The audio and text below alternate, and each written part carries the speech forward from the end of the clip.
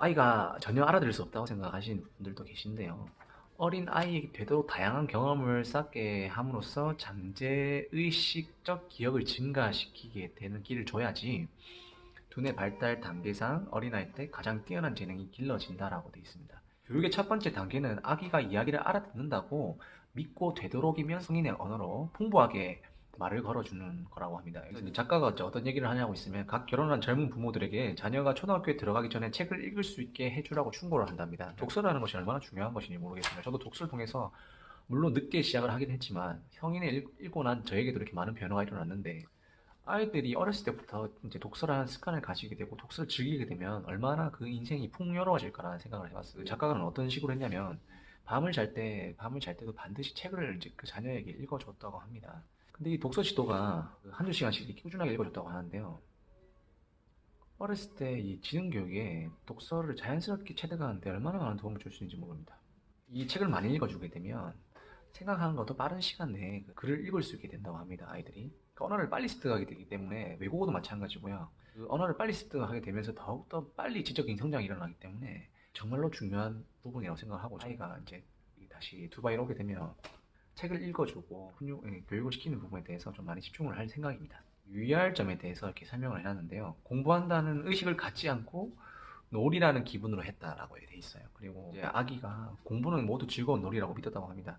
뭐 또 한 가지 중요한 거는 공부를 뭐 잘하는 것이 뭐 중요하긴 하겠지만 이걸 통해서 우월감을 드러내서 다른 자녀들보다 내가 더 우월하다 자랑을 하고 그런 것을 이제 공부의 목적이 아니기 때문에 분명히 하셔야 되는 부분이 내가 잘한다고 해서 공부를 잘 못하는 아이를 무시해서도 안 된다고 지도를 해야 된다고 합니다. 그래서 그게 정말 중요하다고 되어 있습니다. 뭐냐면 사람은 내가 잘나서 막 다른 사람들을 내가 우월감 가지고 다른 사람들을 내려다보는 그런 게 아니거든요. 항상 사람 관계는 모두 평등하고 모든 사람 존중해야 될 가치가 있어요. 그래서 아이를 좀 그런 부분에서도 인성적으로 키우는 것도 아주 중요하다고 생각을 하고 있습니다. 그리고 이제 반복에 대해서도 중요하게 설명을 하고 있습니다. 잘하는 것도 더 잘할 수 있도록, 더 정확하게 할 수 있도록, 더 빠르게 할 수 있도록 이제 훈련을 시키는 것이죠.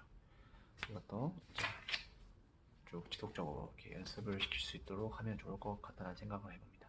그리고 이 비태 목사라고 제가 처음에 말씀을 드린 이 사람이 영세 교육의 시작점이 되었는데요. 이제 이분이 잘하신 게 뭐냐까지 말씀드릴게요. 그 아이의 지식과 재능을 칭찬받을 길을 일절 멀리 했다고 말하고 있어요. 그러니까 아이가 뭐 잘하기 때문에 뭐 칭찬을 받을 수가 있잖아요. 근데 칭찬받는 거를 노출시키다 보면 아이에게 자기도 모르게 그 자만감이나 그 남들보다 우월하다는 그런 착각을 시킬 수가 있단 말이거든요. 인상이 되게 안 좋을 수가 있어요. 본인 스스로가 잘났다고 생각할 수 있기 때문에 그런 부분을 항상 경계를 하셔야 되고요. 그래서 이 BT 목사는 이분은 무슨 일이 있어도 절대로 아들을 칭찬해 주지 말라고 했다고 해요. 저도 이 부분에 이제 공감을 해서 이렇게 말씀을 드리는데 아이가 이제 영재 교육, 영재로 정말 잘 키울 수는 있어요. 근데 중요한 거는 뭐 머리가 똑똑하고 지능이 높은 건 좋아요. 그러나 결코 다른 사람들을 무시하거나 깔보면 안 되는 거거든요. 그런 인성교육이 저는 훨씬 더 중요하다고 생각하기 때문에 이 부분에 대해서 공감을 하고 이렇게 정말 맞는 말이다라고 인정을 하게 되었습니다. 일반 사람들이 전적으로 타고난 소질에 지나치게 중점을 두고 있어가지고 그게 아니고 실제적으로 어렸을 때부터 어떤 환경에 노출시켜서 교육을 꾸준하게 시키느냐에 따라서 달라진다는 거거든요. 타고난 재능이 없다는 거예요. 그러니까 타고난 재능은 부모가 만들어주는 겁니다. 어렸을 때부터. 그것을 이 책이 설명을 하고 있습니다. 괴테가 유명하잖아요. 괴테. 독일의 아주 유명한 철학자 괴테 문학가이기도 하고요. 그 사람도 거의 학교에 가지를 않았다고 해요. 아버지가 가정교사에게 아주 어릴 때부터 교육을 받았다고 합니다. 그러니까 좀 특별한 이제 위인들이 있죠. 그런 사람들 보면은 좀 어렸을 때부터 그 철저하게 교육을 받았다는 것을 알 수가 있습니다. 이런 높은 재능과 영세 교육 사이에는 아주 밀접한 관계가 있다는 사실을 여기서 인정하지 않을 수 없다라는 얘기를 하고 있습니다. 여기서 제가 말에 대해서 언어적인 부분에 대해서 능력을 키우는 것이 중요하다고 얘기를 한번 들은 적이 있는데요. 여러 가지 사람들을 이제 연구해가지고 모든 분야에서 풍부한 모국어 실력과 성공 사이에는 놀라울 정도로 밀접한 관계가 있다고 얘기를 하고 있습니다. 이 박사가 이제 논문을 쓰면서 얘기를 했는데 지위의 상하와 수입의 비율은 모국어 실력에 정비례한다라고 돼 있습니다.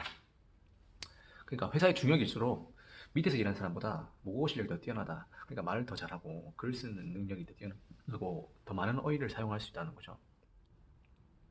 여기서 나와 있는 것은 3세 책을 척척 읽어내는 아이는 일생 동안 지식욕이 끊이지 않고 초등학교 들어가서도 독서를 재밌어하며 독서를 즐겨 점점 아는 힘이 향상되어 간다. 독서와 학습 능력은 긴밀한 상관관계가 있다. 맞습니다. 독서를 좋아하는 아이일수록 학습 능력이 없다. 이건 무조건 맞는 얘기고요.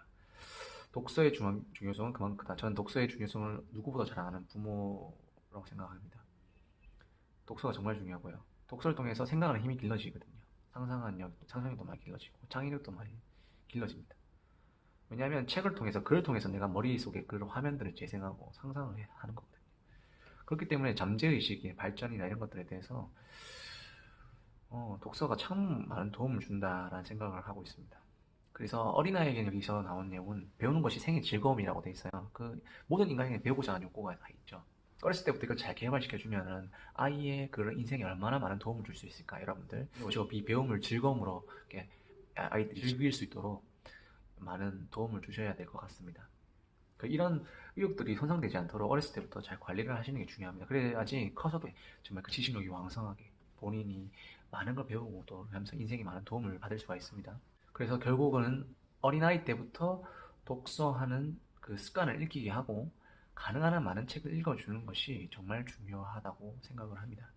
여기 초반에 말씀드렸던 재능 체감의 법칙에 대한 정리라고 해서 두 발로 서는 능력, 운동 능력, 사고력, 이해력, 판단력 등의 인간의 모든 기본 능력이 포함되는 이 능력은 명세에 가까울수록 강력하고 민감하다고 얘기를 하고요. 8세에 가까워져서 그 능력에 대한 부분들이 거의 완료가 되면서 거의 동시에 소실이 된다고 합니다. 그러니까 그 8세 전까지는 이렇게 개발할 수 있는 능력이 있다가 사라진다는 거거든요.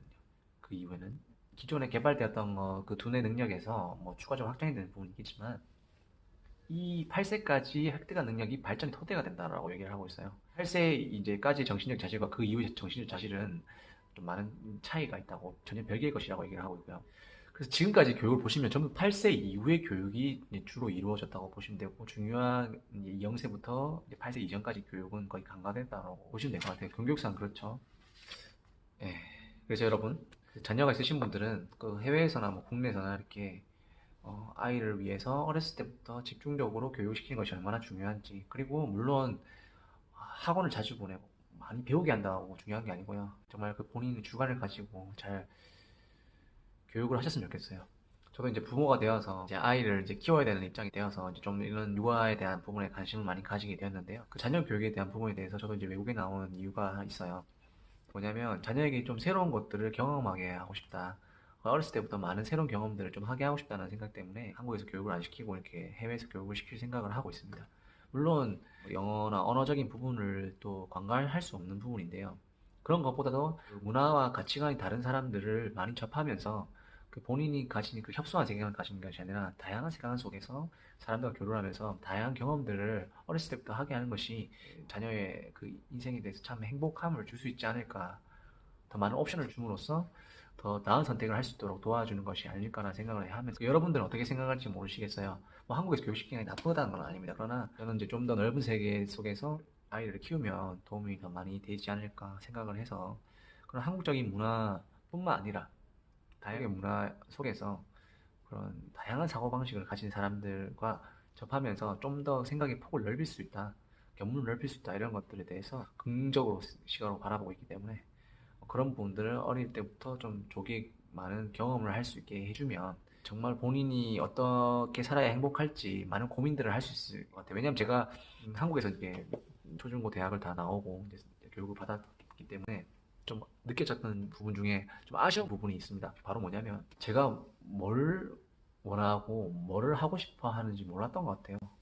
대학교 과정까지 그냥 고등학교 담임 선생님이 이과를 가면 취직이 잘 된다 뭐 이런 식으로 해서 대학을 추천받아서 갔거든요. 그러니까 실제로 내가 원하는 거가 뭔지도 모르고 대학교에 진학을 하게 되고 공부를 한 거예요.